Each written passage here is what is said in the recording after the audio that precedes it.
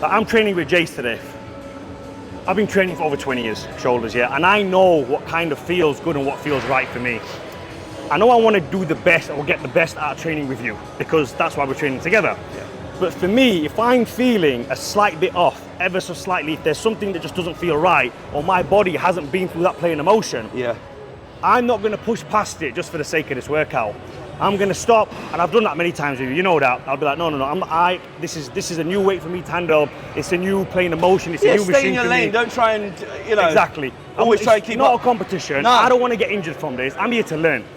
So I understand, like, you've got a particular way of doing it. I have a particular way of doing it. There's nothing wrong with that. Yeah. What I'm trying to say. But remember, if I was here to learn off you full time just to do bodybuilding, then I would lighten the load, go through those plane emotions and build up the motor units of my brain and my nervous system to know the signals, I'm going through these kind of ranges of motion. Once I've hammered that a couple of times, then you can progress. Then I can start progressing. So if you are training with someone new or anyone who does a different workout to you, always be mindful of that first. Yeah, and take it slow. Don't try and just keep up with their strength because you're not going to. And you're just going to risk having an injury, right? There's no point in trying to. I mean, I am strong as shoulders to most human beings. But likewise, you've got a goal in mind. To get an IFBB Pro card this year. So he's more focused in that regard, Yeah, I need to have the details on stage where an average person is not going to be thinking about all the tiny little details on the back and on the shoulders and stuff. But that's where we're in a different kind of realm. For me to just jump in where you are right now in your training and think, right, I'm just going to hammer this, I'm going to copy Jace, I'm going to see exactly what he's doing, I'm going to do him set for set, rep for rep. It's stupid in my behalf. Yeah, but you're going to pick up a few pointers and you may incorporate that into your absolutely. training. I'll tell you something, I always used to do this a very long time, and you saw me do it last week, and my arms were kind of like, I wasn't, to be honest with you, I wasn't mindful whether they were straight or bent. It was more, that's where the machine is. Movement, That's where the machine is, and I'm going to go feel it. You came over, you gave me a little point here and there, keep your arms bent, mimic as if you were doing dumbbells. Now, we used to do dumbbells, but then as training gets on a little bit, you start getting a little bit lazy. You start to try and think, you know what, rather than finding a bench and setting the dumbbells up and doing it off the floor, I'm going to tire my lower back, I have to re-rack the dumbbells, I have to put them back. It's more time efficiency. Sometimes. So shoulders is one of my quick sessions. I like to get it done fast. So then this is the longest session. See, for me, it's the quickest session. So I thought I might as well use the pec deck reverse fly machines.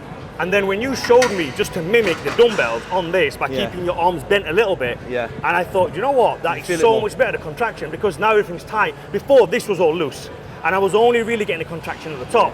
So always up to learning new stuff, but remember, stay within your limits. Unless we were competing, we're not. We have to train to learn, but that's the main thing. Just take it slow steps. Even if you increase a little bit of weight every other week, it's fine. It doesn't need to jump in. Most people are fine. When I do rear delts or any delt movements, I'm stronger than nearly everybody, right? So you're jumping in with somebody who's quite strong on it. So there's no point of trying to keep up with me. You do what's hard. Look, whatever the weight is, this is where you got to understand. Whatever the weight is, it doesn't matter. It's how hard it is for you.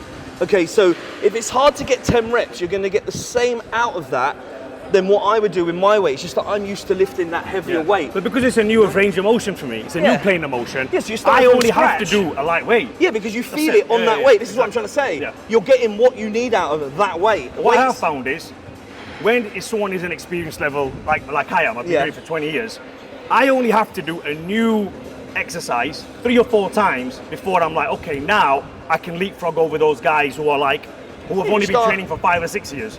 Because I know now, my body knows this is the new plane of motion, this is something we're getting used to. Right, now we can use our strength with the technique to kind of leapfrog over other guys who aren't that strong. So it does take a bit of time. This is not an ego thing. So what he's trying to say is just stay in your lane and take your time. Don't rush it. Don't try and keep up with somebody who's 10 times stronger than you, or whatever it is that you're in the gym. You're a beginner, you're with a guy who's been training 10 years, you're trying to do the same weight.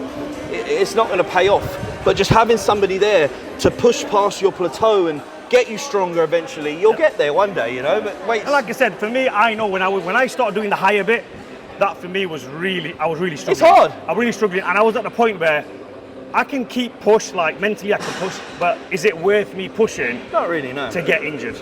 You stimulate, not annihilate. Exactly. Stimulate, not annihilate. No point of coming and annihilating himself so he can't recover. You know, and you're only on a TRT dose. That's another topic. We can go on for days about that, about how my recovery You would. can join the dojo for that. Yeah. But that would be a different story with Yeah. the recovery levels and what I'm doing compared to somebody that's not.